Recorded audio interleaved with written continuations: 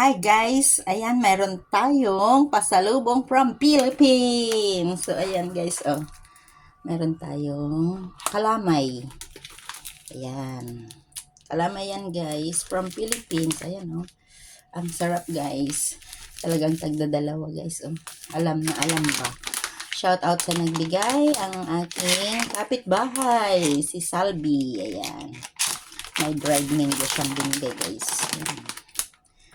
So, thank you. Ayan, at saka ito guys, kilala nyo ito guys. Kilala nyo yan. Ayan, masyadong malapit. Cashew nuts guys. Kasoy sa Tagalog. Ewan ko sa Ilocano. Basta cashew nuts na masarap. Ayan. Tinikman ko na to guys.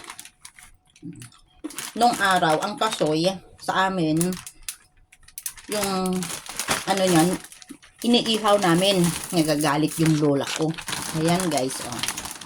Kidney beans. Hindi. Oo, kidney beans ba to? Ayan.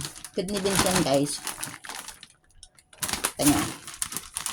Matamis na nga lang ito. Masarap ito sa halo-halo. Pero hindi namin pwedeng maghalo-halo ulit. Ayan. Tinitikman ko guys. Ang sarap. Ang sarap siya guys. Ayan.